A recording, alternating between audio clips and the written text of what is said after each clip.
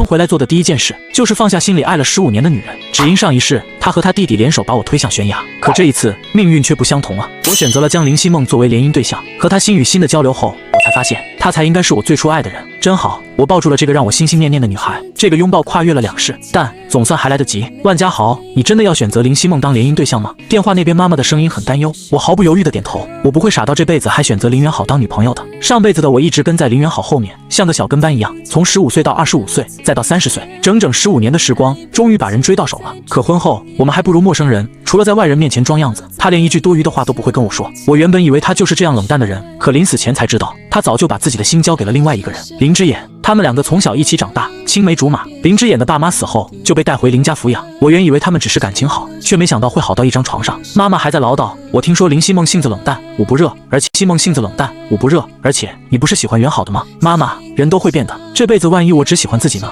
刚挂断电话，身后忽然传来一声嗤笑，林元好跟着他的几个朋友走过来，他上下打量我，满脸都是鄙夷。你还真是走到哪里就跟到哪里，你不是发誓不碰极限运动吗？为了专门堵我，都没了你伪装的恐高症了。几个女人捂着嘴嘲笑我，他可真是舔狗的典范，不管袁好到哪里都能闻着味道找过来，人家可是成功的舔狗，这不是婚约都已经确定了？林元好被说的火气上来了，万家豪你真卑鄙，竟然不经过我同意就订婚，这种辱骂我上辈子不知道听过多少次，早就免疫了。你想多了，跟我结婚的人不是你。他听完都笑死了，你做梦了吗？除了我谁能看上你这个废物？袁好，你可不能这么说，他的小姐妹阴阳怪气，你要是不答应，他说不定会闹自杀找你的麻烦。我没有，可是林元好根本不听我说话，欲擒故纵都会了。万家豪你到底是不是男人？你跟在我后面追了15年，现在说不跟我结婚，谁信？不等我说话，他压低声音，我会跟你结婚，让你知道什么是坟墓。你能通过家族施压让我结婚，总不能逼我跟你上床吧？我诧异看着他，在他眼底看到了厌恶，是上辈子我看到无数遍的，所以他也重生了。林之眼插到我们2个中间，满眼都是委屈和不舍。姐，我知道你们要结婚了，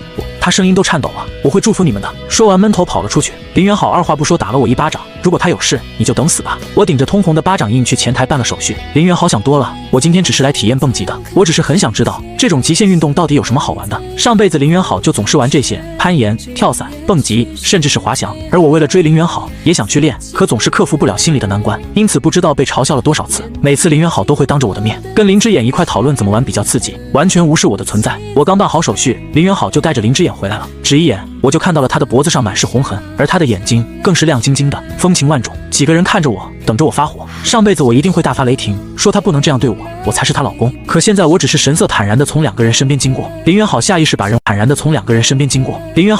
人护在自己身后，反应过来后追过来拉住我，你今天怎么没生气？这不是你想看到的吗？我反问他，他脸上闪过一丝不自然，又很快收回。哼，既然你这么懂事，那就一起玩吧。他没给我拒绝的机会，让工作人员给我们全部安排了。林之眼在我前面一直盯着我看，忽然他压低声音问我，你猜如果我受伤了你会怎么样？下一秒他忽然死抱住围栏，豪哥，你为什么解开我的安全绳？我知道你不喜欢我，可杀人是犯法的。我紧紧皱眉，我没有。林元好已经把推开了，我的手肘狠狠磕在栏杆上，一阵剧烈的痛感传来。林元好小心翼翼扶着他走下楼梯，拉着我的胳膊就拖进了房间里。不过几分钟，警察就来了。警察当场调取了监控，可是林之眼选择的地方是监控死角，只能看到我的手动了一下，然后他就摔了下去。请跟我们回去调查。我不发一言，拖着自己的胳膊，我能申请先去医院吗？切！林元好翻了个白眼，看到阿眼受伤，你也卖惨，别太恶心了。我拉开外套，露出了满那只受伤的胳膊。林元好的脸色变了，脸上闪过一丝不自然的心虚，怎么这么不小心？他还想说什么，林之眼却捂着自己的腿说很疼。林元好立即丢下我，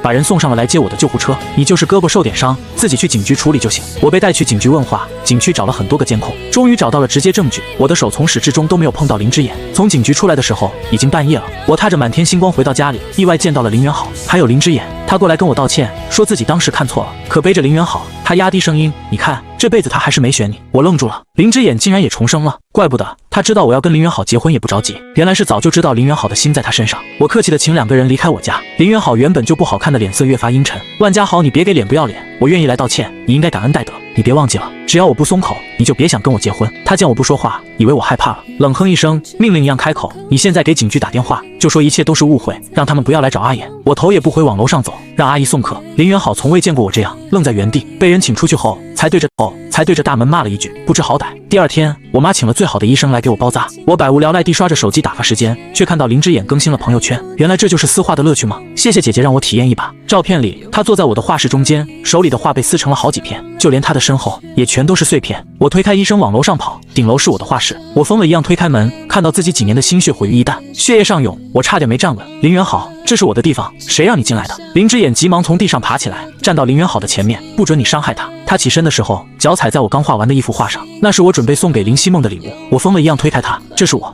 林之眼顺着我的力道摔下去，手臂在画框上划破了。他捂着自己的胳膊，好疼啊！林元好急了，你有病吧？他小心地把人扶起来，看着他通红的手臂，眼睛也红了。你这些画都是要送给我的，我就有处理的权利，不管我是让他撕了也好，还是我一把花烧了也好，你都没有权利管。他说着一脚踢开面前的画，就这些破玩意能值多少钱？我赔给你，但你伤到阿眼玩意能值多少钱？我赔给你，但你伤到阿眼的胳膊，我要让你加倍奉还。我根本没有听他说了什么。林元好，这些东西不是你的，是我给未婚妻准备的。这些画是我这么多年的心血，而专门为他做的画，早就在昨天晚上就被我扔了。林元好不屑地嗤笑，你未婚妻不就是我？自相矛盾的话就不要说了。一边说不跟踪我，一边又继续为我作画。他拿起我给西梦的画，什么玩意，丑死了！我沉默地看着满地狼藉，眼里不带一丝情绪。林元好不满意我的做法，直接把我锁在了画室里，好好反省。眼前忽然闪过一丝光亮，我看过去，刚好看到林之言把打火机顺着门缝扔进来，1秒都没到，整个房间都燃起了大火，浓烟瞬间弥漫在狭小的房间里。我冲到门口，却打不开门。猫眼里，我看到林元好回头看了一眼，视线就被浓烟挡住了。他看到了浓烟，却没有回头。我知道他不喜欢我，却没想到他为了林之眼可以搞我。忽然想到上辈子意外去世，他真的不知道吗？我刚才冲上来的时候没带手机，防盗门也根本打不开。我看着渐渐被浓烟盖住的客厅，没有一丝犹豫就冲进了卫生间，用湿毛巾堵住门窗，然后躲在卫生间里等待。妈妈很快发现了不对劲，把我救了出去。要报警吗？我摇摇头，今晚就要去吃饭了，暂时别报警了。我不想让林希梦在结婚前对我有不好的印象。可我原本准备好的画没了，只能回房间从我的箱子里找到人生的第一幅画，很稚嫩，但对我很有纪念意义，希望他会喜欢。车开到林家老宅的时候，远远就看到一辆车在晃动，我的脚步顿住了。隔着没有完全关闭的车窗，我对上了林元好迷离的眼睛。他坐在林之眼的身上，看到我非但没觉得不好意思，反而更激动了，像是在故意挑衅我一样。我只看了一眼就走了。上辈子比这个还精彩的视频我不知道看了多少，早就不会激动了。我拿好东西进了宴会厅，不过几分钟，林元好就跟在我后面进来了，有些心虚的咳嗽了2声，末了又看到我手里的礼物，笑了，给我的赔礼吗？那我就勉为其难的收下了。但是你要认清楚，我跟林之眼的感情很好，就算我们结婚也不会改变。我可以跟你结婚，但我不爱你。我很冷淡的点头，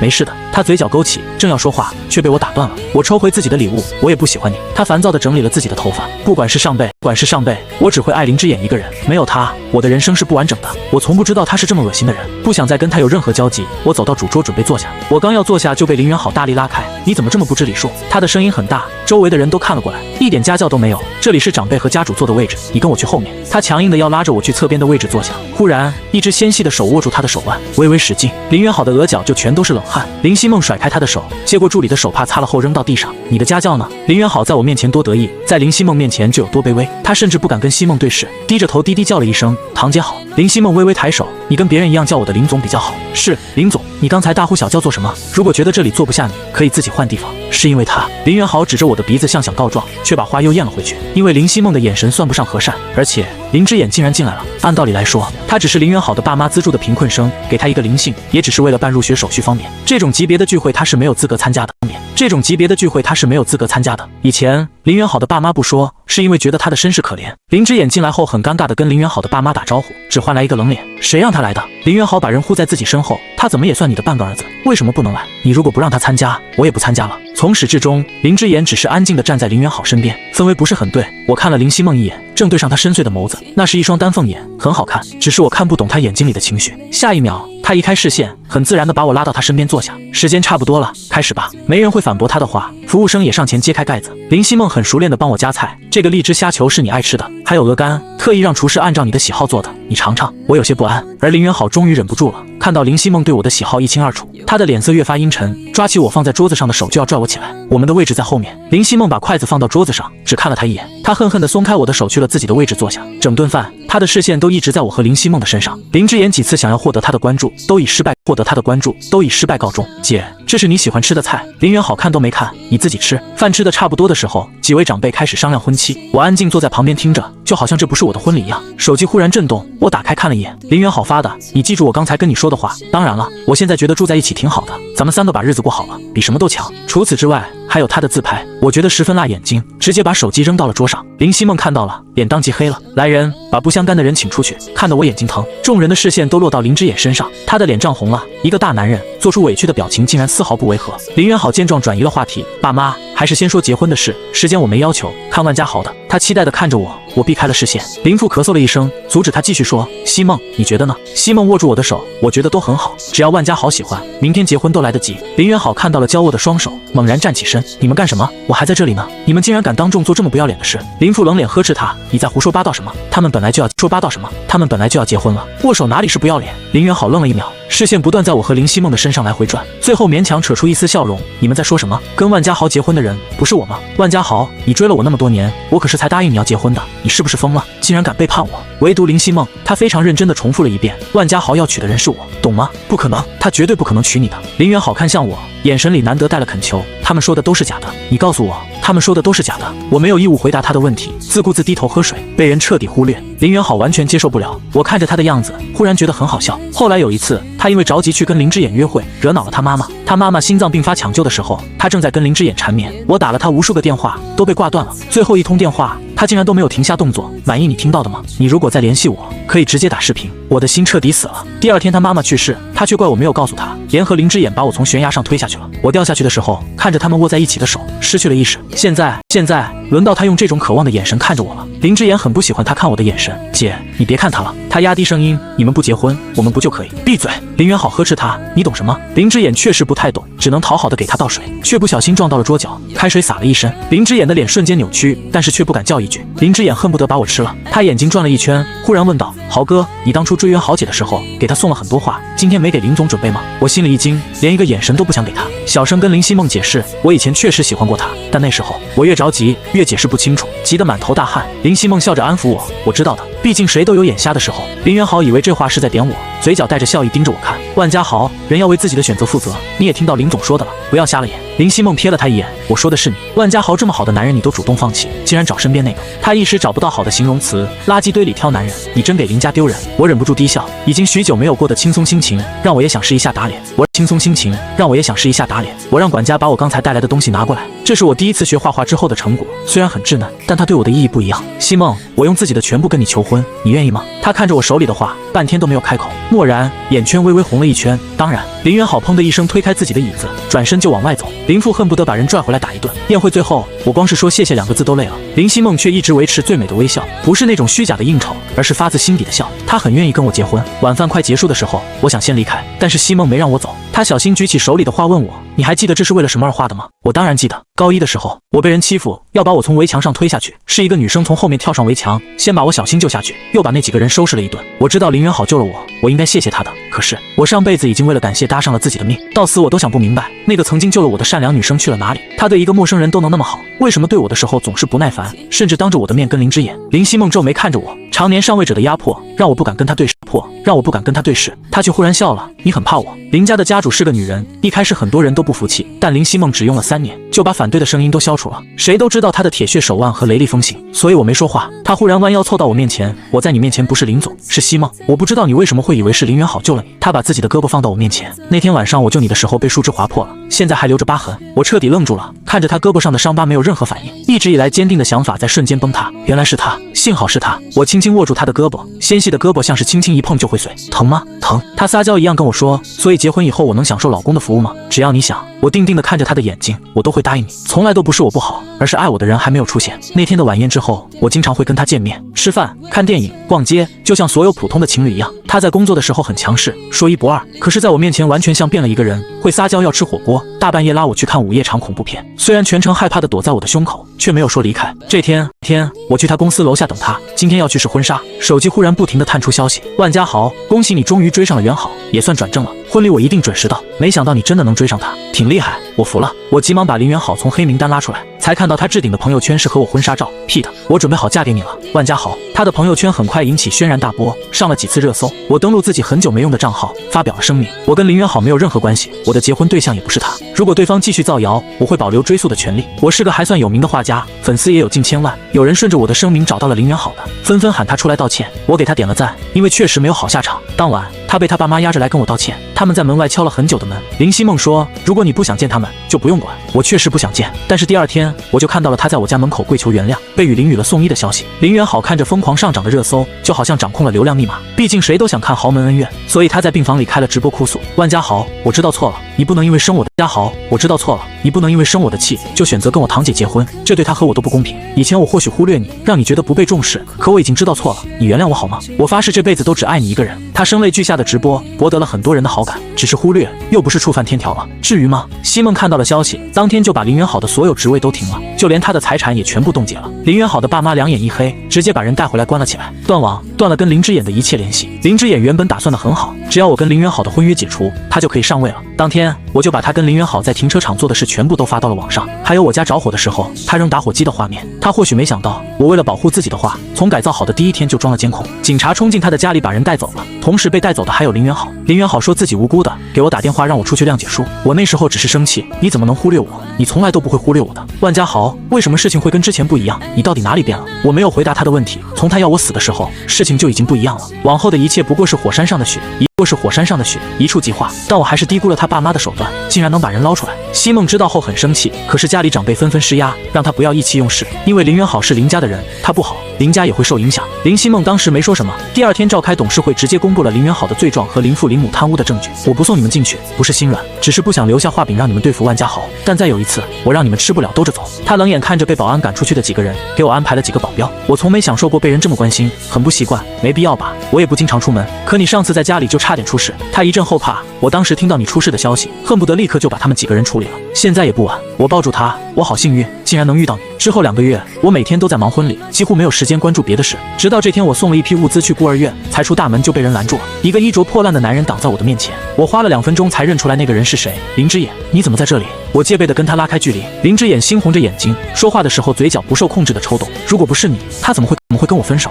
你告诉我，凭什么？他疯狂地冲过来，只要我能记了你，一切都会跟上辈子一样。他还会回到我身边，因为我是为他来弄你的。我没有往后跑，那里是孤儿院。可是人在疯狂的时候，力气是常人不能想象的。我只挣扎了2下就被他踹倒了。如果他知道我出事了，会有多伤心？忽然，一个身影挡在我面前，林元豪捂着自己的肚子躺在地上，一直跟着我的几个保镖，迅速把人制服报了警。万少爷，是我们失职，我喘着粗气，是我让你们去搬东西的。万家豪，林元好声音很微弱，他捂着自己的肚子，救我，孩子。救护车来之前，我只能简单给他做止血。围观的人认出了他，遭报应了，也不知道是谁的孩子。林元好被刺激到，挣扎着要来拉我。万家豪，这是你的孩子，你不能不救他。我退开，不可能，我不能生育，你忘了吗？他蓦然睁大眼睛，你说什么？我看着他不说话，他却懂了，忽然疯狂大笑，你竟然也，你不觉得丢人吗？你不行，还不允许我找别的了？万家豪，你永远都是个废物，不会有人喜欢你的。林总如果知道你不能生育，喜欢你的。林总如果知道你不能生育，也不会跟你结婚的。我摇摇头，嘴角带着温柔的笑意，他不会。早在跟他确定联姻的时候，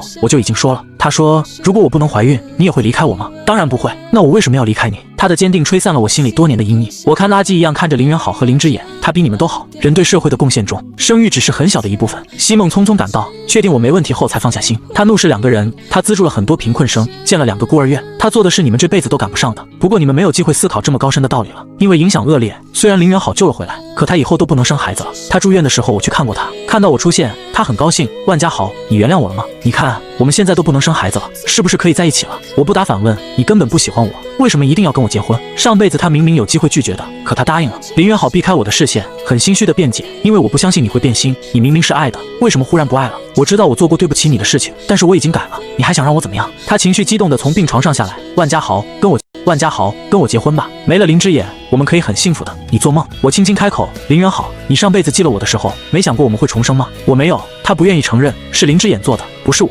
我冷眼看着他狡辩，当时我完成了最后一批珠宝设计图，足够你的公司支撑几10年。他的脸倏然变得惨白，所以我没用了，就可以处理掉了。林元好，其实你可以直接告诉我，我也会把设计稿送给你，因为那是我给你的礼物。虽然我现在对他已经没有爱了，可是想到他曾经做的事情，仍然很难接受。那套珠宝的名字是告别。我转身往外走，留给他最后一句话，你爸妈已经登报跟你断绝关系了，以后我们也别再见了。1个月后，我跟林希梦的婚礼举办，按照他的建议，婚礼仪式很简单，只是背景板不一样，那是我1笔1画完成的。简陋的围墙下面，少年被少女挡在身后，他给了我全世界，我也想给他。西梦，你愿意把自己的心给我吗？我发誓以后会妥善保管，绝对不会丢下你。他含泪点头，好。我低头轻轻吻在他的嘴角，尝到了满口酸涩。这个拥抱跨越了2世，但总算还来得及。我是全网黑的恋爱脑男星，为了女友柳如烟，我不仅推掉明导的橄榄枝，还自降身价给他当配角。可当他拿下影后时，却在万众瞩目中向新晋小生表白，全场哗然，直播间瞬间瘫痪。我却慢悠悠地打开了自己的直播间，将一份签了字的器官捐赠协议展示在镜头前。别骂了，我轻声说，医生说我的时间不多了，就想最后看看他得偿所愿的样子。现在看到了，挺好的。下一秒，我的手机被无数个电话打到滚烫。开了勿扰模式后，世界终于清静了。我靠在医院的墙壁上，看着窗外的灯火璀璨。柳如烟得偿所愿，真好。可我的愿望再也实现不了了。那份诊断书就压在捐赠协议下面，胃癌晚期，医生说最多3个月。手机震动了一下，是特别关注的推送。柳如烟深情告白新晋小生禽兽，配图是禽兽单膝跪地，柳如烟含泪点头，两人在漫天彩带下拥吻，画面刺得我眼睛生疼。经纪人王姐的电话是唯一能打进来的，她的声音带着哭腔：方圆，你在哪？你别做傻事。我没事，王姐。我的声音很冷静，我在医院。电话那头陷入了死寂，过了许久，她才颤抖着问：直播里说的是真的？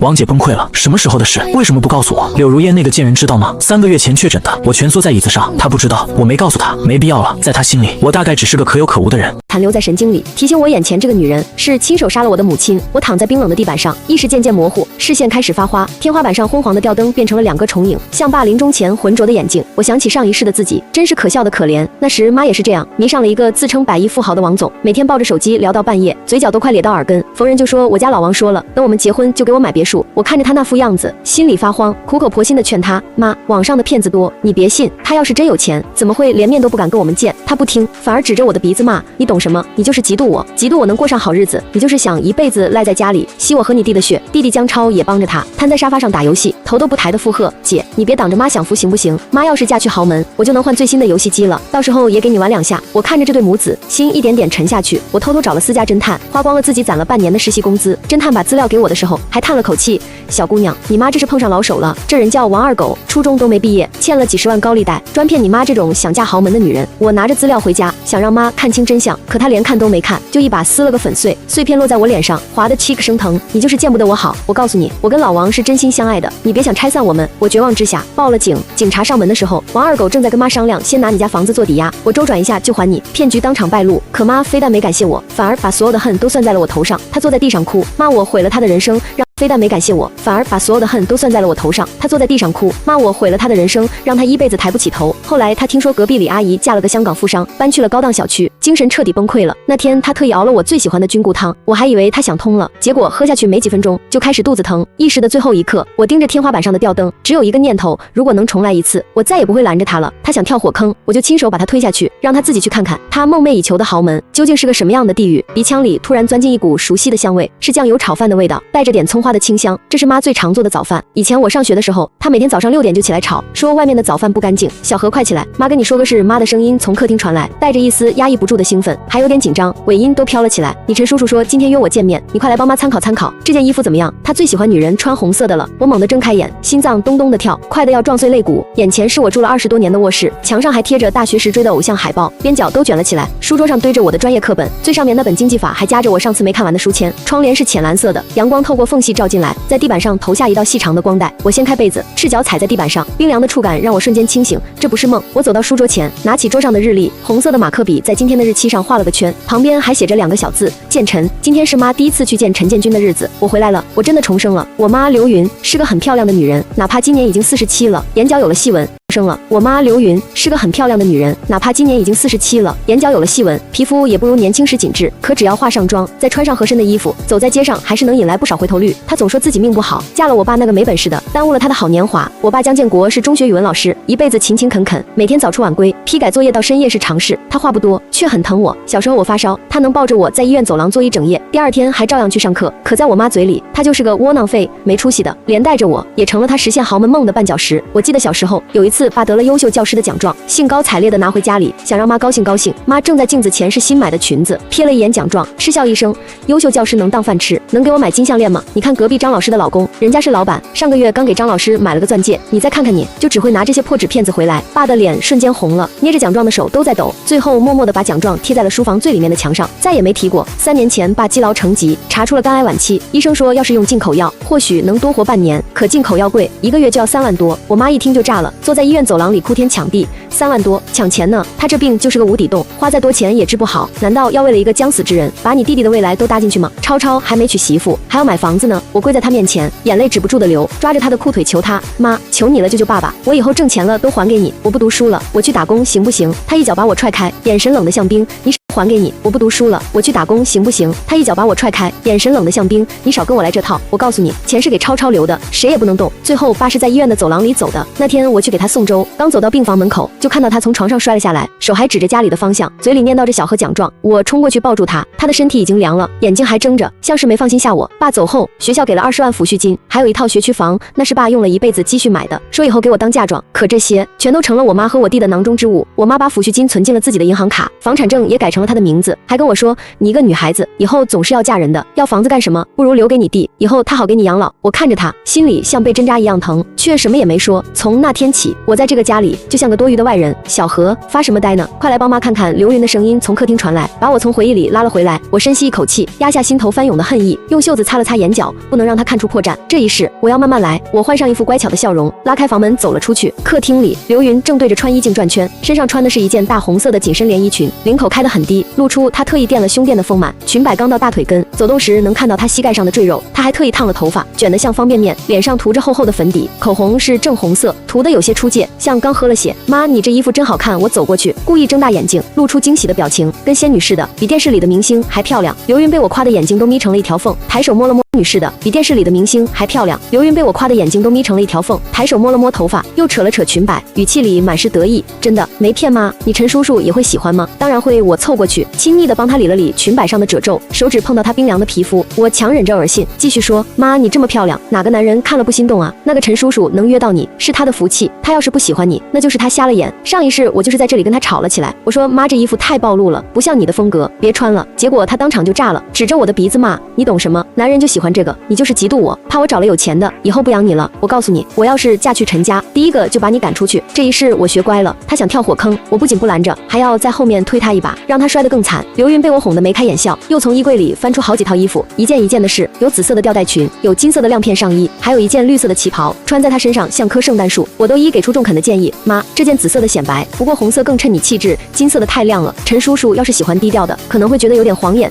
旗袍好看是好看，就是腰这里有点紧，显得肚子有点大。他听得连连点头，最后还是选了那件红色的连衣裙，又从首饰盒里翻出一条廉价的镀金项链戴上，对着镜子照了又照，嘴里还念叨着，这样应该差不多了。建军说他喜欢大方点的女人。一旁的江超正瘫在沙发上打游戏，手机屏幕亮得刺眼，嘴里还不停地骂骂咧咧，草又死了。这破队友他穿着一件印着游戏图案的 T 恤，领口咧咧，草又死了。这破队友他穿着一件印着游戏图案的 T 恤，领口都发黄了，头发乱得像鸡窝，脚上的拖鞋一只在脚上，一只掉在地上。听到我们的对话，他才抬起头，不耐烦地催促，妈，你快点吧，别让陈叔叔等急了，你可得把人抓牢了，我的新手机和游戏机就靠你了。上次我跟你说的那个 PS5，你可别忘了。刘云瞪了他一眼，可眼神里满是宠溺，伸手拍了拍他的头，知道了知道了，妈还能忘了你？等妈嫁进了陈家，别说 PS5，给你买辆跑车都行，到时候你开着跑车出去，多有面子。江超立刻眉开眼笑，放下手机凑过去，搂着刘云的胳膊撒娇，谢谢妈，妈你最好了，我就知道妈最疼我了。我看着这母慈子孝的一幕，心里冷笑连连，一个贪慕虚荣，想靠男人一步登天，一个好逸恶劳，想靠妈不劳而获，真是天造地设的一对母子。很快，刘云又补了次妆，拎着他那个仿冒的 LV 包，踩着高跟鞋，一步三晃的出了门。走到门口时，他还回头叮嘱我，小何，在家把卫生打扫了，晚上我可能不回来吃饭了，你自己随便弄点吃的。我站在门口，看着他的背影消失在楼梯口，红色的连衣裙像一团火，烧得人眼睛疼，唇角勾起一抹冰冷的弧度。我在心里默念，妈，祝你好运，欢迎来到你亲手为自己选择的地狱。刘云是晚上10点多才回来的，我当时正在书房看书，听到钥匙开门的声音，就知道是他回来了。我故意装作没听见，继续盯着书桌上的经济法，可耳朵却不由自主地竖了起来。客厅里传来他哼小曲的声音，是那种很俗的情歌，调子跑得没边，接着是啪的一声，像的声音，是那种很俗的情歌，调子跑得没边，接着是啪的一声，像是包被扔在了沙发上，然后是他兴奋的叫声，小何，小何你快出来。我和尚书慢悠悠地走出去，只见刘云坐在沙发上，脸上还带着红晕，眼角眉梢都透着春意，手里拿着一个翡翠手镯，正对着灯光看，嘴里还不停地啧啧称赞，小何你快看，这是你陈叔叔送我的。他献宝似的把手腕举到我面前，手镯是绿色的，上面有几道白色的纹路，灯光下泛着油腻的光泽，一看就是假货。你陈叔叔说这是老坑翡翠，值好几万呢。我凑过去，装作很惊讶的样子，伸手轻轻碰了碰手镯，指尖能感觉到粗糙的质地。上一世我查过，这种 A 货手镯在地摊上最多卖300块，还是还价后的价格。哇，好漂亮啊，这颜色真好看。我故意睁大眼睛，语气气里满是羡慕。妈，这个肯定很贵吧？陈叔叔对你也太好了。那当然。刘云得意的扬起下巴，把手腕翻来覆去的看，像是得了个稀世珍宝。你陈叔叔说了，他对我是一见钟情。第一次见我就觉得我跟别的女人不一样。这镯子才几万块，对他来说就是小意思。他还说以后要送我更好的房子。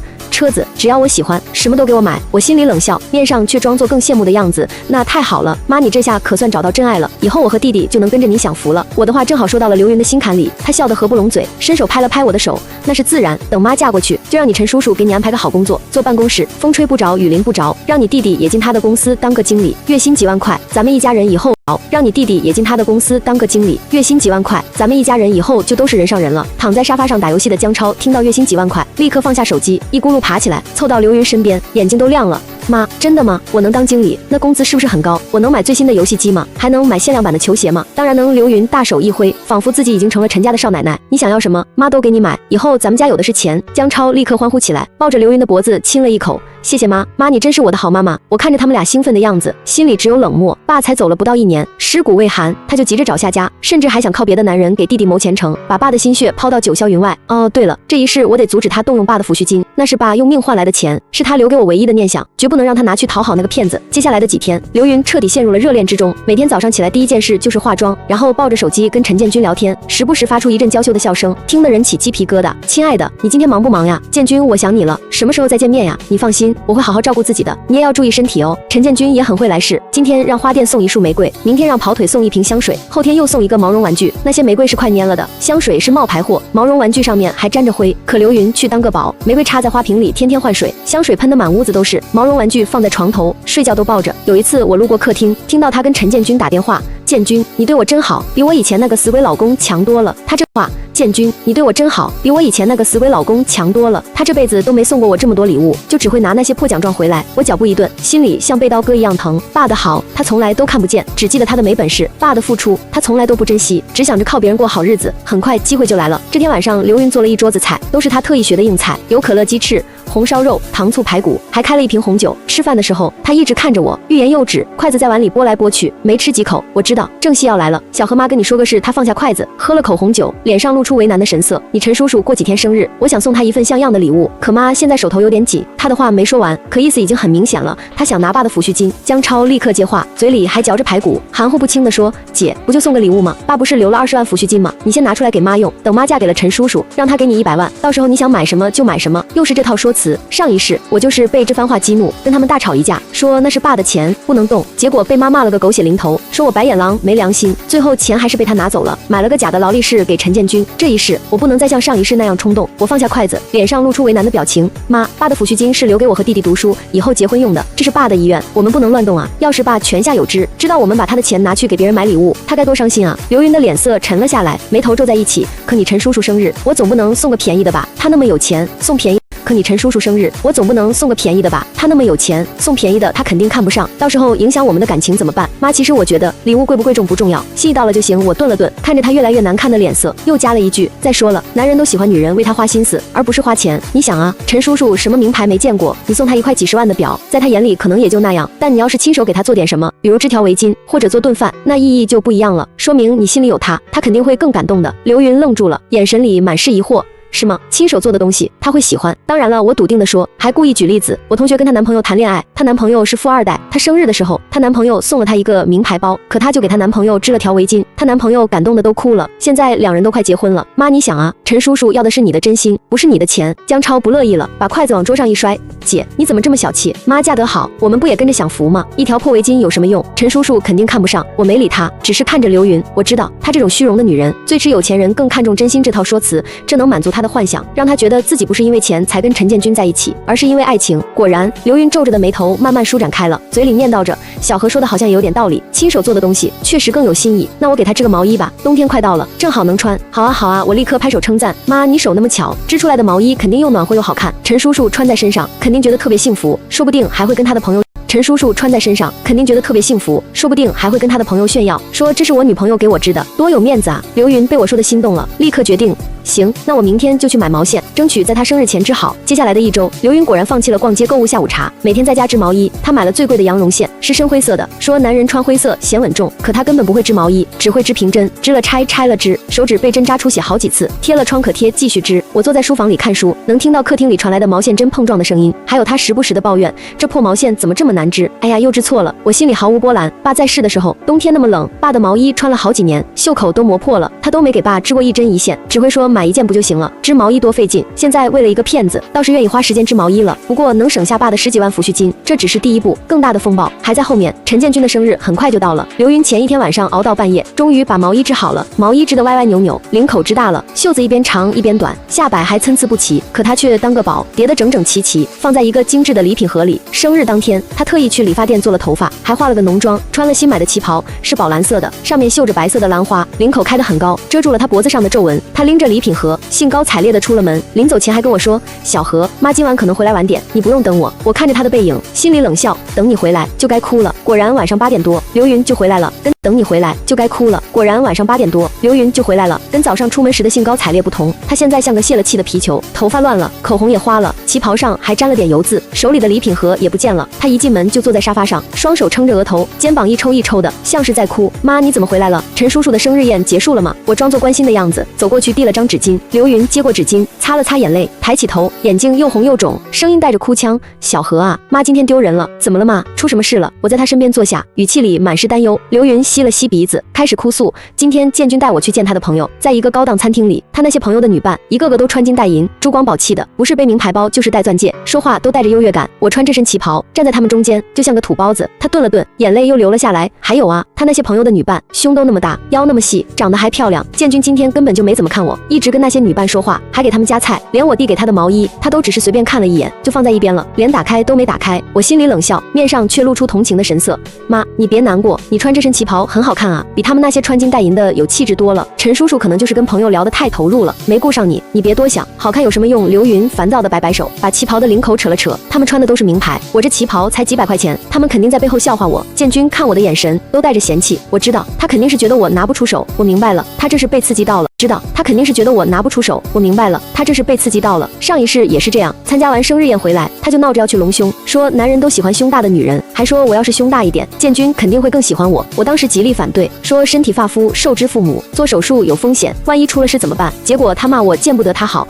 巴不得他一辈子当个黄脸婆。最后还是拿着爸的抚恤金去做了隆胸手术，结果手术失败了，胸又硬又疼，还留下了疤痕。这一次我换了一种方式，我叹了口气，握住他的手，语重心长地说：妈，其实我觉得您身材已经很好了，根本不需要去动刀子。您看您皮肤这么好，气质这么优雅，比那些只会靠身材吸引男人的女人强多了。刘云眼睛一亮，看着我：真的吗？你觉得我比他们强？当然了，我用力点头，然后话锋一转，但是如果您觉得隆胸能让您更自信，能让陈叔叔更喜欢您，那我支持您，毕竟您开心最重要。刘云愣住了，显然没想到我会这么说，他之前还以为我会反对，已经准备好跟我吵架了。你真的支持我？他不确定地问。当然了，我一脸真诚地看着他，妈，只要您能幸福，我就开心。不过做手术可不是小事，得找个好医院，钱也不能省，万一留下后遗症就不好了。江超在一旁打游戏，听到隆胸2个字，立刻抬起头，兴奋地说：对，姐说的对，妈要做就做最好的，钱不是问题，等您嫁给了陈叔叔，让他100倍1000倍的还回来，到时候您就是豪门太太了，谁还敢笑话您？他那个陈叔叔叫得又响亮又谄媚，听得我一阵恶心。刘云的脸上终于露出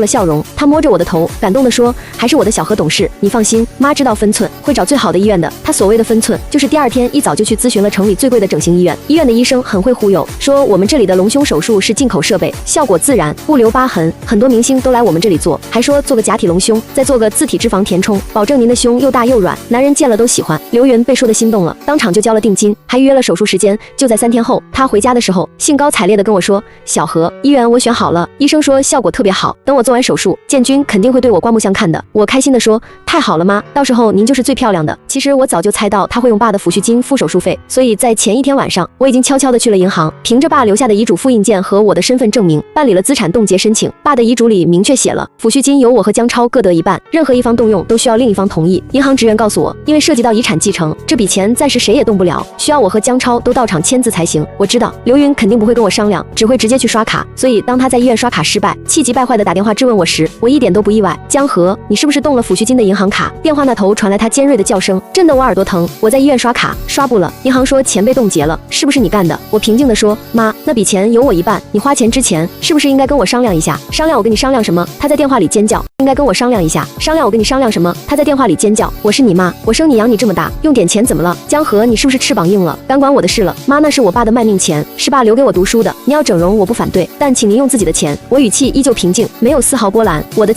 钱都花在这个家，花在你和你弟身上了，你现在跟我谈钱，你这个白眼狼，没良心的东西。他骂了一大堆难听的话，最后啪的一声挂了电话。我看着手机屏幕，心里冷笑，他所谓的花在这个家，不过是给他自己买衣服化妆品，给江超买游戏机球鞋，从来没给我花过一分钱。我知道他不会善罢甘休。果然当天晚上他就带着江超气势汹汹的回了家。江河，你给我出来！刘云一进门就喊，声音大的整个楼道都能听见，你马上跟我去银行把钱取出来，不然我饶不了你。我从书房里走出来，坐在沙发上纹丝不动。我不去，反了你了！刘云冲上来就要打我，他的指甲很长，涂着红色的指甲油，看起来很吓人。我早有准备，侧身躲开，冷冷地看着他。妈，你再动手我就报警！你敢？他瞪着我，眼睛里满是怒火。你看我敢不敢？我拿出手机，解锁屏幕，点开了报警电话的界面，眼神冰冷，没有一丝温度。刘云被我镇住了，他可能从来没见过我这个样子。以前的我，在他面前总是唯唯诺诺，不敢反抗。江超在一旁煽风点火，妈，跟他废什么话？他就是嫉妒你要嫁入豪门了。姐，我劝你识相点，别耽误了妈的幸福，不然以后有你好果子吃。陈叔叔不会放过你的。我看着我这个愚蠢的弟弟，突然觉得可笑。他到现在还以为陈建军是个有弟弟，突然觉得可笑。他到现在还以为陈建军是个有钱人，还想着靠陈建军过好日子。江超，你真的以为天上会掉馅饼？你以为那个陈总是什么好人？我看着他，语气里满是嘲讽。当然，陈叔叔是大老板，对我可好了，还说以后带我做生意呢。江超一脸得意，仿佛自己已经成了老板，是吗？我从包里拿出一沓资料，摔在茶几上。那你看看，你的好陈叔叔到底是个什么货色？那是私家侦探给我的调查报告。我在刘云开始跟陈建军交往的时候，就找了侦探，让他查陈建军的底细，资料里有陈建军的真实身份。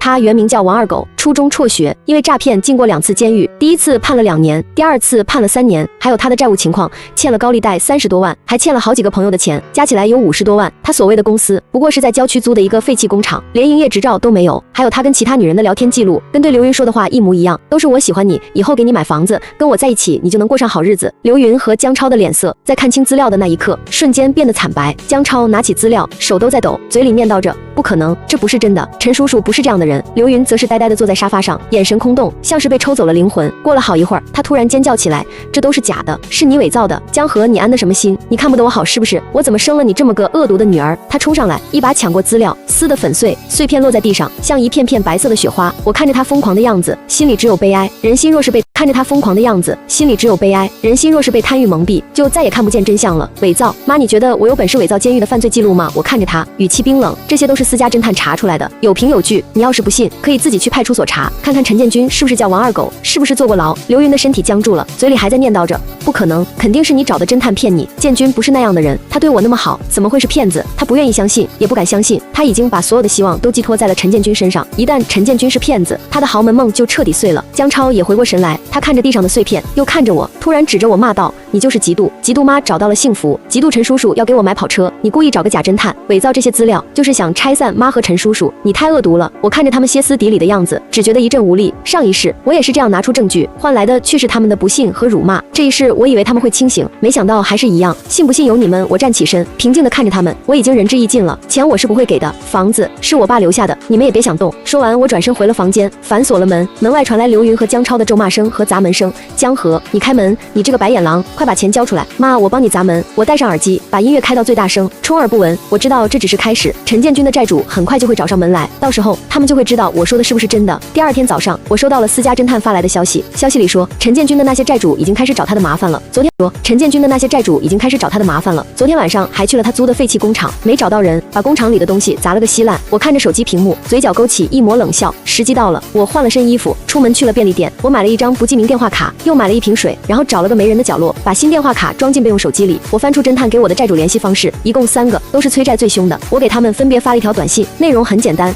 想找陈建军，去 XX 小区 X 号楼 X 单元找一个叫刘云的女人，陈建军现在跟她在一起，她家里有钱。XX 小区 X 号楼 X 单元就是我们家的地址。然后我又给陈建军发了一条短信，用的是同一个号码，你的债主找上你新傍的富婆了，他们知道你在他家，你自己看着办吧。做完这一切，我删除了所有短信记录，把备用手机关机，扔进了垃圾桶。然后我像个没事人一样去了图书馆。我知道一场好戏即将上演。果然下午2点多的时候，我接到了姜超惊慌失措的电话，姐不好了，妈被人抓走了。姜超的声音里带着哭腔，还有点颤抖。一群凶神恶煞的人冲进家里，说妈欠他们钱，就把妈给拖走了。姐你快回来啊，我害怕。我故作惊讶，什么被谁抓走了？报警了吗？不知道啊，他们说妈跟陈叔叔一起欠了他们钱，要我们拿50万赎人。我不敢报警，他们说报警就撕票。姐你快回来，想想办法啊。姜超的声音越来越大，还带着哭腔，别怕，我马上回来，你先待在家里，锁好门，别出去。我冷静地说道。挂了电话，其实我早就猜到债主会要赎金。电话，其实我早就猜到债主会要赎金。陈建军欠了他们30多万，加上利息，差不多就是50万。我并没有直接回家，而是先去了一趟银行，我把我名下的存款全部取了出来，一共5万多块，这是我大学时做兼职和实习攒下来的钱。然后我又去了一趟律师事务所，咨询了关于财产分割的问题。律师告诉我，根据我爸的遗嘱，那套学区房是我的，抚恤金我和姜超各得1半，刘云没有权利动用。如果刘云和姜超不同意，我可以向法院提起诉讼，胜诉的概率很大。我谢过律师，心里有了底，我必须为自己铺好后路，不能再像上一世那样一无所有。等我慢悠悠地回到家时，家里一片狼藉，沙发被推倒了，茶几上的杯子碎了一地，我的书桌上的书也被扔得乱七八糟。姜超坐在地上，双手抱着头，脸上还带着泪痕。看到我，他像看到了救星一样扑过来，抓住我的胳膊。姐，你总算回来了，他们把妈带走了，怎么办啊？他们要50万，我们哪有那么多钱啊？我安抚地拍了拍他的肩膀，把他扶起来。别急，先说说情况，他们是什么时候来的？说了什么？姜超哽咽着说，大概1点多的时候，来了5、6个人，都穿着黑衣服，戴着墨镜，看起来特别凶。他们一进门就问刘云在哪，妈说他就是。他们就说妈跟陈建军一起欠了他们50万，要妈还钱。妈说她没欠钱，他们就把妈拖走了，还说让我们在天黑前凑齐50万，不然就把妈卖到外地去。我点了点头，心里冷笑，这些债主果然够狠。不过这都是刘云自找的。就在这时，我的手机响了，是一个陌生号码，我按下接听键，开了免提。陌生号码，我按下接听键，开了免提。电话那头传来一个粗犷的男生，带着点不耐烦：“是江河吗？”“是我。”我故意装作害怕的样子，声音有点颤抖。“你妈在我们手上，想让她活命，就让那个姓陈的王八蛋拿50万来赎人。”男人的声音很大，震的手机都在响。“别报警，不然我们就撕票。天黑前见不到钱，你就等着给你妈收尸吧。”电话里还隐约传来刘云的哭喊声：“小何，救我！快让建军来救我啊！建军肯定会来救我的。”啪的一声，电话被挂断了。姜超吓得瘫软在地上，脸色惨白。“姐，怎么办啊？陈叔叔肯定有50万，我们快找他啊！”我看着他，眼中没有一丝同情。到了这个时候，他还想着找陈建军，真是无可救药了。找陈建军，我冷笑一声：“你觉得他会来救妈吗？他自己都自身难保了，不可能。陈叔叔那么有钱，肯定会救妈的。”姜超还在嘴硬，可声音已经没了底气。我没再跟他争论，而是拿出手机，假装给陈建军打电话。其实我早就知道陈建军的电话已经关机了。侦探告诉我，陈建军昨天晚上就跑了，可能去了外地。对不起，您所拨打的电话已关机，请稍后再拨。电话里传来机械的女声。我把手机递给姜超，你看，他关机了，他早就跑了，根本不会来救妈。姜超看着手机屏幕，脸色越来越白，最后瘫坐在地上，嘴里念叨着：“不可能，这不可能。”我看着他绝望的样子，心里没有一丝波澜。游戏正式开始了，姜超彻底慌了神，六神无主地看着我，眼泪又流了下来。“姐，怎么办？我们去哪里找50万啊？爸的抚恤金被冻结了，房子也卖不了这么……爸的抚恤金被冻结了，房子也卖不了这么快，我们是不是要失去妈了？”我冷冷地看着他，你不是说陈叔叔是100亿富豪吗？这点钱对他来说不是9牛1毛，你不是还指望他给你买跑车吗？现在怎么不找他了？姜超被我说得哑口无言，低下头不敢看我。过了好一会儿，他才抬起头，眼神里带着一丝祈求。“姐，我知道错了，我不该相信陈叔叔，可妈毕竟是我们的妈，我们不能不管她啊。姐，你想想办法好不好？”我心里冷笑，现在知道错了，早干什么去了？想办法可以。我顿了顿，看着他，但你得先告诉我，你知道陈建军在哪里吗？只有找到他，才能解决问题。姜超茫然地摇了摇头，我不知道，妈从来没跟我说过陈叔叔住在哪里，只说他在郊区有个私人会所。我心中冷笑，刘云跟陈建军交往了这么久，竟然连他住在哪里都不知道，真是可笑。不过这也在我的意料之中，陈建军怎么可能让他知道自己的真实住址？我之前听妈提过一句，说他的私人会所就在郊区的废弃工厂那边，我们去那里找找看吧。我提议道，其实那个地址是私家侦探查到的，陈建军租来专门用来骗女人的地方，现在肯定已经人去楼空了。姜超立刻点头如捣蒜，像是抓住了最后一根救命稻草。好，我们现在就去，说不定陈叔叔就在那里。我们打车直奔那个所谓的私人会所，出租车越开越偏，周围的房子越来越少，最后开到了一片废弃的工厂区。这里到处都是破旧的厂房，墙壁上画满了涂鸦，地上堆满了垃圾，风一吹还能闻到一股刺鼻的味道。就是这里了。我指着前面一个破旧的厂房，厂房门口挂着一一个破旧的厂房，厂房门口挂着一个歪歪扭扭的牌子，上面写着陈氏集团私人会所，字迹都快掉光了。我们刚下车，就看到一个熟悉的身影，陈建军正慌慌张张地从厂房里往外搬东西，手里抱着一个旧纸箱，里面装着几个劣质的红酒瓶和一些假的名牌包。他穿着一件灰色的 T 恤，裤子上还沾着灰尘，头发乱得像鸡窝，哪里还有半分平日里的温文尔雅。看到我们，他脸色一变，眼神里满是惊慌，转身就想跑。陈叔叔，江超一个箭步冲上去，死死地抓住了他的胳膊。我妈呢？你把我妈弄哪里去了？快跟我们去救我妈！陈建军用力甩开江超的手，江超没站稳，摔倒在地上，手被地上的石头划破了，流出血来。陈建军脸上哪还有半点平日里的温和，只剩下不耐和狠厉。救他，我拿什么救？那帮人是追我的债，要不是他到处炫耀，说我是百亿富豪，我能被找到吗？真是个蠢女人！江超愣住了，坐在地上，看着陈建军，不敢相信自己的耳朵。你不是百亿富豪吗？你不是说要给我买跑车吗？你怎么会欠别人钱？富豪陈建军像是听到了天大的笑话，哈哈大笑起来，笑的眼泪都快出来了。小子，你和你妈一样蠢，我要是百亿富豪，还会看得上你们家那套破房子，还会跟你妈这种老女人在一起？我告诉你，我就是个骗子，专骗你们这种想嫁豪门的蠢女人。他顿了顿，眼神变得阴狠。还有你姐，她指着我，别以为我不知道，那些债主是你引来的吧？小丫头骗子，心够毒的啊，竟然敢设计我！我面无表情地看着他，我只是让他们来找该找的人而已。你骗了我妈的感情，还想骗人而已？你骗了我妈的感情，还想骗我家的钱？这笔账也该算算了。你陈建军气得脸色发青，手指着我，却不敢上前。他知道我不好惹，他现在自身难保，也顾不上跟我计较，转身想继续搬东西。江超从地上爬起来，又冲上去抓住他的胳膊，你不能走，我妈还在债主手里，你快拿50万去赎人，不然我跟你拼命！陈建军不耐烦地踹了江超一脚，50万，我连500块都没有，你想让我去送死吗？要救你妈，自己想办法。说完，他用力推开江超，抱着纸箱，头也不回地跑了，很快就消失在废弃的厂房里。江超瘫坐在地上，看着陈建军跑远的方向，眼泪又流了下来。完了，一切都完了，妈肯定就不回来了。我走到他身边，看着他，现在知道错了，早干什么去了？当初妈跟陈建军在一起的时候，我就劝过你们，可你们不听，非要相信他是百亿富豪，现在落到这个下场，都是你们自找的。江超抬起头看着我，眼神里带着一丝祈求。姐，我知道错了，我以后再也不贪小便宜了，你就救救妈吧，她毕竟是我们的妈啊，救她可以。我看着她一字一句地说，但你得答应我一个条件。什么条件？你说只要能救妈，我什么都答应你。江超立刻说道，爸的抚恤金还有那套房子都是我的。我平静地说，你得跟我去公证处签字放弃属于你的那1半抚恤金，还有房子的继承权，以后你不能再跟我要1分钱，也不能再打扰我的生活。江超愣住了，看着我，不敢相信自己的耳朵。姐，你怎么能这样？那房子和抚恤金也有我的1半啊，你的1半。我冷笑一声，你为这个家做过什么？爸生病，你为这个家做过什么？爸生病的时候，你除了要游戏机，还做过什么？妈跟陈建军在一起的时候，你除了要跑车，还做过什么？这房子和抚恤金是爸用命换来的，你不配拥有。江超张了张嘴，想反驳，却一句话也说不出来。他知道我说的是事实，你考虑清楚。我看着他，要么签字，我想办法救妈；要么不签字，你自己想办法凑50万。不过我提醒你，天黑前凑不齐钱，妈可能就真的回不来了。江超犹豫了很久，最后还是点了点头，眼泪流了下来。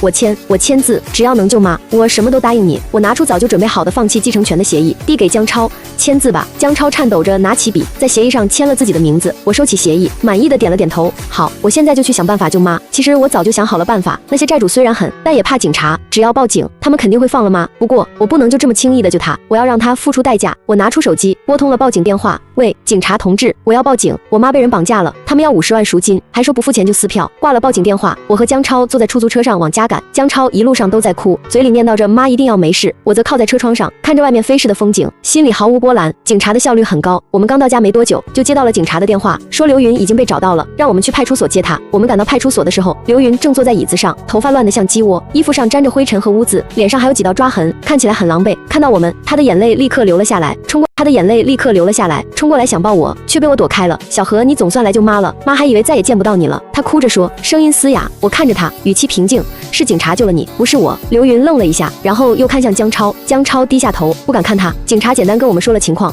他们根据我提供的线索，很快就找到了债主的藏身之处，是一个废弃的仓库。债主看到警察，吓得立刻放了刘云，自己也被抓了。不过陈建军还是没找到，可能已经跑出了市区。我们办理了手续，带着刘云回了家，家里还是一片狼藉，沙发倒在地上，茶几上的碎片还没清理，我的书被扔得满地都是。刘云看着家里的样子，又看了看我，眼神里满是愧疚，却什么也没说。接下来的几天，刘云变得沉默寡言，不再化妆，也不再提陈建军，每天只是坐在沙发上发呆，饭也吃得很少。江超则每天待在房间里打游戏，偶尔出来喝水，也不跟我们说话。我知道他们还没从打击中走出来，不过这还不够，我要让他们彻底明白，他们之前的所作所为是多么愚蠢。1周后的一天，我正在书房里看书，刘云突然走了进来，他穿着一件旧的睡衣，头发花白了不少，看起来老了好几岁。小何，妈跟你说个事。事。他站在门口，声音很低，带着点犹豫。什么事？我放下书，看着他。刘云走过来，坐在我对面的椅子上，双手放在膝盖上，手指搅在一起。妈之前把房子过户给陈建军了。我心里咯噔一下，虽然早就猜到他可能会这么做，但听到他说出来，还是有点惊讶。什么时候的事？就是我去给陈建军过生日的事，就是我去给陈建军过生日的前一天。刘云的声音更低了。陈建军说，他公司需要周转，让我把房子过户给他，作为抵押，等他周转开了，就把房子过户回来，还说会给我一笔钱作为补偿。我当时信了他的话，就跟他去办了过户手续。我闭了闭眼，深吸一口气，果然还是走到了这一步。即使亲眼见识了陈建军的真面目，他依然选择相信那个男人的花言巧语，把爸留下的房子也给了他。所以你现在没地方住了。我睁开眼看着他，刘云茫然的点了点头，眼泪又流了下来。我昨天收到了法院的传票，说陈建军把房子抵押给了高利贷，现在高利贷要收房子，让我们在1个月内搬出去。我点了点头，心里冷笑，这都是他自找的。小何妈知道错了。刘云突然跪了下来，抓住我的手，哭着说，妈不该相信陈建军，不该把房子过户给他，不该动你爸的抚恤金，你就原谅妈这一次好不好？我们还是一家人，我们一起想办法好不好？我用力甩开他的手，站起身后退一步，冷冷地看着他，一家人？你当初给我喝毒汤的时候，怎么没想着我们是一家人？你看着爸病死，却把钱留给江超买游戏机的时候，怎么没想着我们是一家人？你把爸留下的房子过户给骗子的时候，怎么没想着我们是一家人？刘云被我说得哑口无言，瘫坐在地上，眼泪流得更凶了。小何，妈知道错了，妈以后再也不会了，你就再给妈一次机会好不好？机会？我已经给过你很多次机会了。我看着他，语气里满是嘲讽。上一世我劝你不要相信陈建军，你不听还骂我，这一世我给你看了陈建军的真面目，你看了陈建军的真面目，你还是不信，还把房子过户给他，你根本就不值得我原谅。就在这时，江超从房间里走了出来，他听到了我们的对话，看着刘云，又看着我，眼神里满是复杂。姐妈已经知道错了，你就原谅他吧。他走过来，看着我，我们还是一家人，不能就这样散了。一家人？我冷笑一声，从包里拿出一份文件，拍在桌子上，你看清楚了，这是江超签的放弃继承权的协议，还有爸的遗嘱。这套房子，爸明确写明了是留给我当嫁妆的。至于他的抚恤金，我和江超各得一半，但江超已经签字放弃了，所以抚恤金也都是我的。刘云和江超都愣住了，看着桌子上的文件，不敢相信自己的眼睛，不可能这是假的。刘云失控的尖叫起来，扑上来就要抢那份遗嘱。你爸从来没跟我说过他立了遗嘱，这肯定是你伪造的。我早有防备，后退一步，将文件收好，这是真的。遗嘱上有爸的签名和手印，还有公证处的盖章。我已经申请了财产保全，很快就会走法律程序，属于我的那部分，你们一分也别想动。至于这房子，虽然已经过户给了陈建军，但我会向法院提起诉讼，证明陈建军是欺诈，要求撤销过户手续。不过在这之前，你们得先搬出去。江河，你这个不孝女，我是你妈，你怎么能这么对我？刘云瘫坐在地上，嚎啕大哭。姐，你怎么能这么狠心？我们是一家人啊！江超也红了眼眶，声音里带着一丝哀求。我看着他们，心中只剩下无尽的悲凉和厌恶。从今天起，我们再也没有任何关系。我留下这句话，头也不回地离开了书房，回到了自己的房间，反锁了门。反锁了门，门外传来刘云和江超的哭喊声和咒骂声。我戴上耳机，充耳不闻。1周后，法院判决下来了。法院认定陈建军存在欺诈行为，撤销了房子的过户手续，房子重新归我所有。同时，因为江超已经签字放弃了抚恤金的继承权，所以抚恤金也全部归我。我拿着判决书，心里终于松了一口气，爸的心血终于保住了。我给刘云和江超下了最后通牒，让他们在3天内搬出去。他们没有反抗，默默地收拾了自己的东西，搬了出去。搬出去的那天，刘云看着我，眼神里满是复杂，张了张嘴想说什么，最后还是什么也没说，转身走了。江超则低着头跟在他后面，不敢看我。我看着他们的背影消失在楼梯口，心里没有一丝波澜。这一切都是他们自找的。后来我听说，刘云和江超搬出去后，租了一个很小的出租屋，就在郊区，环境很差，又潮又暗。刘云为了还清之前做隆胸手术欠下的钱，不得不去餐厅洗盘子。他每天要工作10几个小时，从早上9点忙到晚上10点，1个月只能休息2天，工资却只有3000多块。餐厅的工作很辛苦，要洗很多盘子，他的手被水泡得发白，还裂了很多口子。冬天的时候，伤口冻得直流血。江超也因为没了经济来源，不得不去找工作，可他什么都不会，又吃不了苦，找了很多工作都做不长久。最后他去了一家快递公司当快递员，每天要骑电动车跑很多路，风吹日晒，1个月也赚不了多少钱。他之前的女朋友知道他没了钱，也跟他分手了，还骂他没本事，穷光蛋。有一次我在街上远远的看到过刘云，那是一个冬天的下午，天气很冷，刮着大风。他穿着一件旧的棉袄，头发花白了不少，背也驼了，手里拎着一个塑料袋，里面装着几个馒头和一颗白菜。他走得很慢，缩着脖子，看起来很疲惫。他似乎也看到了我，停下脚步，眼神复杂的看着我，张了张嘴，想跟我说什么，最后还是什么也没说，转身走了，走得更快了，像是在躲避我。我没有停下脚步，径直走了过去。我们之间已经无话可说了。1年后，爸的忌日到了，我买了爸最喜欢的菊花，去了墓地。爸的墓碑很干净，我擦了擦墓碑上的照片，照片上的爸笑得很温和。爸，我来看你了。我坐在墓碑前，轻声说，我保住了房子和抚恤金，没有让你失望，我现在过得很好，你放心吧。我在墓碑前坐了很久，直到天黑才离开。回到家，我打开手机，收到了一条陌生号码发来的短信。我点开一看，是刘云发来的，只有短短6个字，对不起，照顾好自己。我看着那条短信很久很久，然后平静地删除了。对不起这3个字太轻了，他欠我的，欠爸的，不是一句对不起就能弥补的。我用爸留留下的钱，付了首付，买了一套属于自己的小公寓。公寓不大，只有60多平米，但很温馨。我把公寓装修成了自己喜欢的风格，浅灰色的沙发，白色的茶几，书桌上放着爸的照片，还有我最喜欢的绿植。阳光透过落地窗洒进来，温暖而明亮。我坐在沙发上，喝着咖啡，看着书，心里很平静。我知道我的人生终于重新开始了。有些人，有些事，就像一场噩梦，醒来之后就不必再回头了。全文完。我一个被陈和喂鱼的瘸子，却在全村人眼皮底下把大学名额卖了1000块天价。我亲手把未婚妻和兄弟送进监狱，却在他们踩缝纫机那天托人给他们各送了一本高等数学。我甚至把村支书送进牢房15年，还顺手替他儿子缴了3年学费。然而，当我站在江城理工的开学典礼上，举起新生代表奖杯时，我却把奖状撕得粉碎，对着全校师生咧嘴一笑。抱歉，我真正的录取通知书是地狱快递，收件人还差3个。我死在了一个闷热的夏夜，死在了我曾经的未婚妻和最好的兄弟手里。冰冷的河水灌进我的口鼻，意识消散的最后一刻，我看到的是刘艳那张混合着恐惧与嫌恶的脸，和王鹏那副狰狞又得意的笑容。林昭，你就安心去吧，你的大学名额我会替你好好用的。一个泥腿子，还真以为自己能飞上枝头变凤凰。别怪我，要怪就怪你挡了我和王鹏的路。原来如此，我像个傻子一样信了他们10年。10年前，我的高考录取通知书意外丢失，王鹏一家假惺惺地安慰我说天无绝人之路，南下打工也能挣大钱。刘艳也梨花带雨地劝我说她不在乎我上不上大学，只要我们在一起就好。我信了，我以为是命运不公，却不知是人心险恶。我去了南方工地搬砖扛水泥，把最苦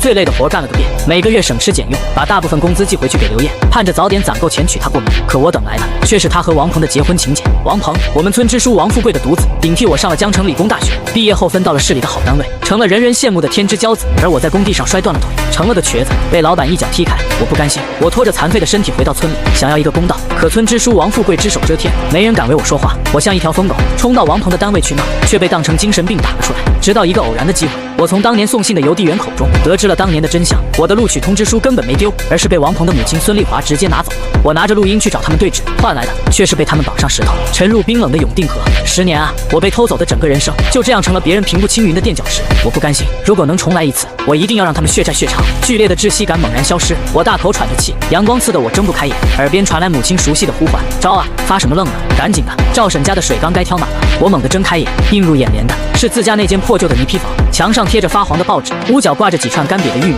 母亲系着围裙，额上布满细密的汗珠，正关切地看着我。我下意识地摸了摸自己的腿，完好无损。我又看了看墙上的挂历，那鲜红的数字像是烙铁一样烫进了我的心里。1984年7月22日，我回来了，我重生了，重生到了我命运转折的这一天，我高考录取通知书送达的这一天。嗡嗡嗡，远处一个熟悉的声音由远及近，是邮递员那辆老旧的28大杠自行车发出的声响。来了，我心脏狂跳，前世所有的恨意、不甘、痛苦，在这一刻尽数化为冰冷的火焰。妈，我出去一趟。我扔下扁担，不顾母亲在身后的呼喊，疯了一般冲出家门，朝着村口跑去。永丰村的土路坑坑洼洼，扬起的尘土混合着柴火和牲口粪便的味道，呛得我直咳嗽。但这味道却让我感到无比真实，我真的回来了。这一次，谁也别想再从我手里夺走任何东西。我刚跑到村口的大槐树下，就看到邮递员老李满头大汗地骑着车过来，他的邮政绿挎包里装着能改变我一生命运的东西。李叔，我抢先一步迎了上去，笑得一脸憨厚。天这么热，辛苦了。老李擦了把汗，咧嘴笑道：“是林昭啊，恭喜你小子，有你的信，看着挺厚实，8成是那个。”他说着，从包里拿出一封牛皮纸信封，上面江城理工大学录取通知书几个大字，像太阳一样耀眼。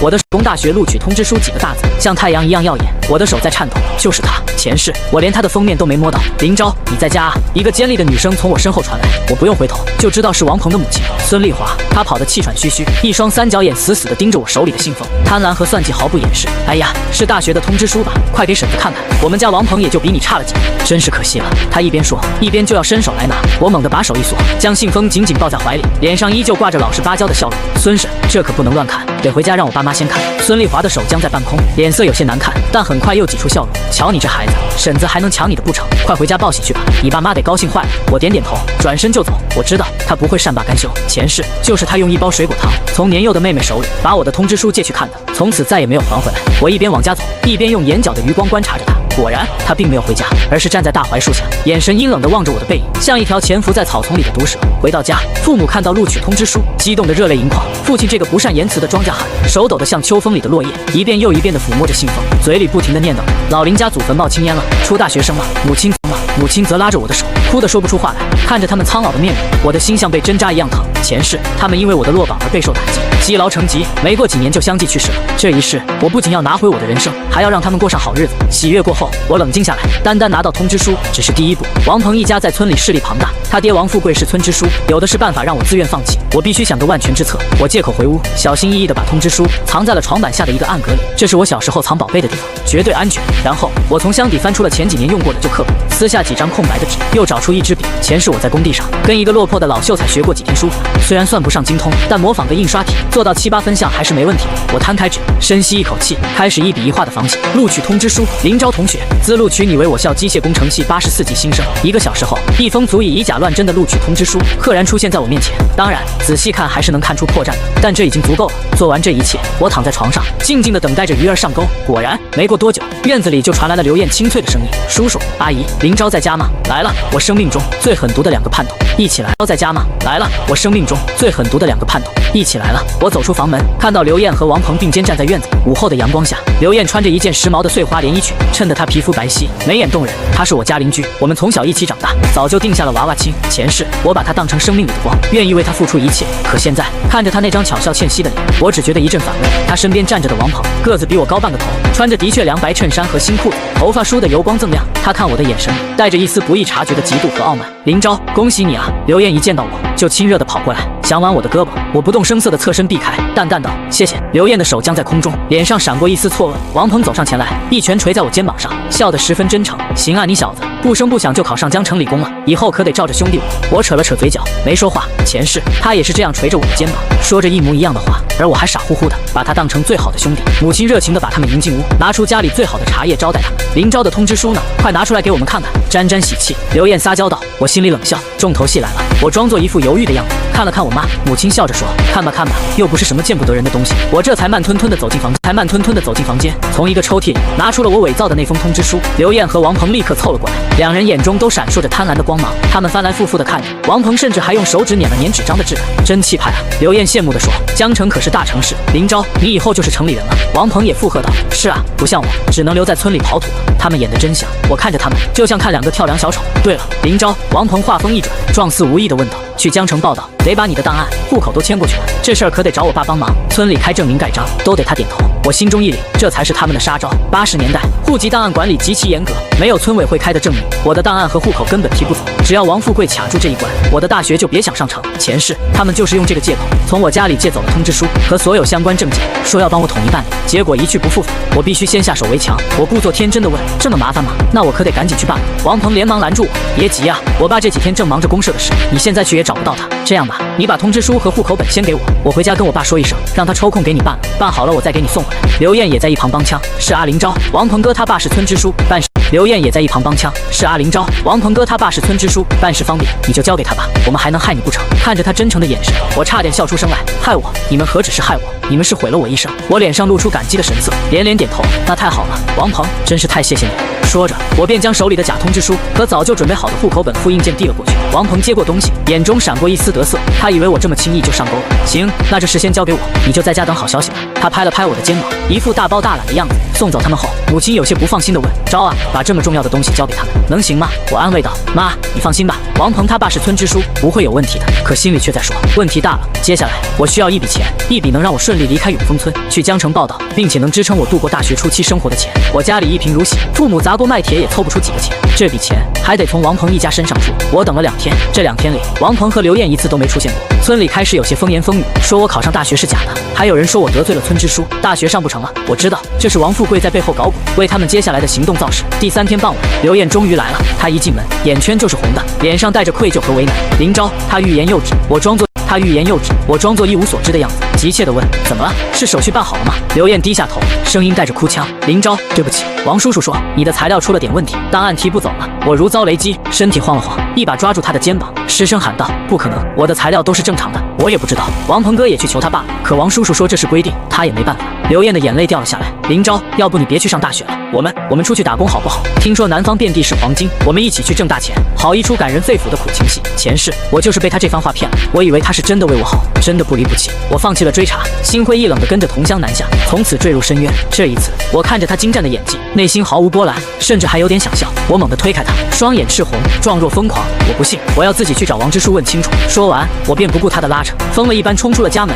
直奔王富贵的家。好戏该开场了。王富贵家是村里唯一的砖瓦房，青砖红瓦，院墙高耸，和周围的泥坯房形成了鲜明的对比。我冲到他家门口时，他正坐在院子里的葡萄架下，悠闲地喝着茶。孙丽华和王鹏也在，一家人其乐融融。看到我闯进来，王富贵的脸色沉了下来。林昭，你来干什么？其乐融融。看到我闯进来，王富贵的脸色沉了下来。林昭，你来干什么？毛毛躁躁的，一点规矩都不懂。我喘着粗气，眼睛死死地盯着他。王叔，我来问问，我的入学材料到底出了什么问题？为什么我的档案提不走？王富贵慢悠悠地放下茶杯，腔调十足地说：“这是统一的决定，具体什么问题也不是你该打听的。你只要知道，你的大学上不成了。”他的语气轻描淡写，仿佛只是在宣布一件微不足道的小事，可这件小事却关系到我的一生。孙丽华在一旁阴阳怪气地帮腔，就是也不撒泡尿照照自己是什么德行，能考上大学，那是你祖坟冒青烟了。可命里没那个福分，也没办法。王鹏则假惺惺地走过来，拍着我的背：“林昭，别难过了，不上大学也没什么。我爸说了，过几天给我介绍到镇上的工厂当临时工，到时候我帮你问问，看能不能也给你弄个名额。”他们一家人，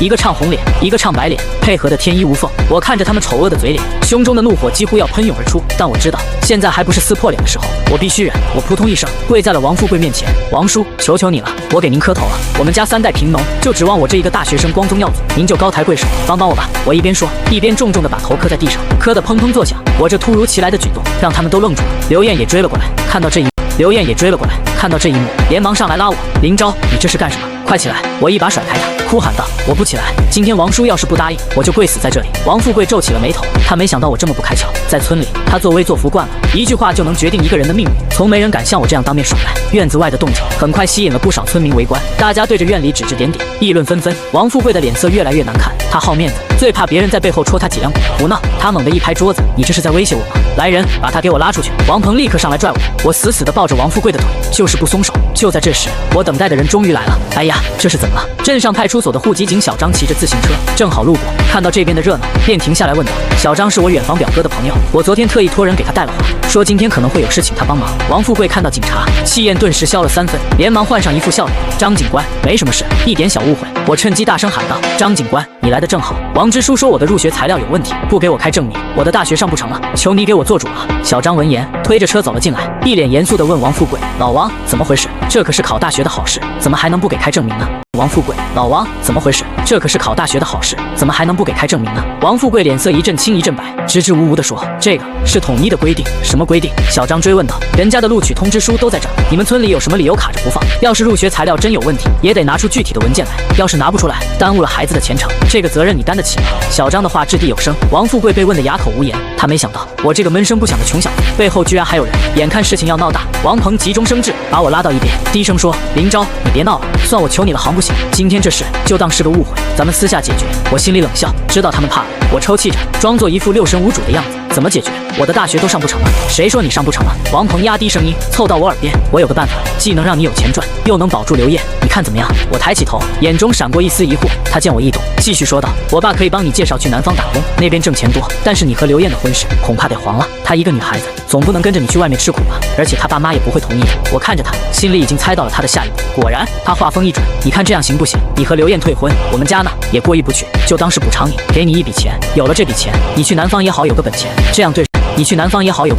这样对谁都好。你说是不是？好一个对谁都好。说白了，就是想用钱把我打发了，然后他好名正言顺的娶刘艳，再用我的名额去上大学。一箭三雕，算盘打得真精。我等的就是这句话。我假装思考了很久，脸上露出痛苦挣扎的表情，最后像是下定了巨大的决心，咬着牙说：“好，但是你们要给我多少钱？”王鹏眼中闪过一丝喜色：“这个你放心，绝对不会亏待你。你说个数。”我伸出一根手指：100块。王鹏试探着问，我摇摇头，一字一顿地说：“1000。”什么？1000？王鹏失声叫了出来：“你怎么不去抢？1984年，万元户都还是凤毛麟角，1000块钱对一个农村家庭来说，绝对是一笔巨款。”我冷冷地看着他，我的人生，我未来的前程，难道连1000块钱都不值吗？这是我最后的底线，少1分都不行。你们要是不答应，我现在就去县教育局，去市里，我就不信这天下没有说理的地方。我的态度异常坚决，眼神里的狠劲让王鹏心里发毛。他犹豫了，他知道，如果我真的闹到上面去，事情一旦查实，他们一家都得完蛋。1000块钱虽然多，但跟一个大学生的前程比起来，根本不算什么。他咬了咬牙，回到王富贵身边耳语了几句。王富贵阴沉着脸，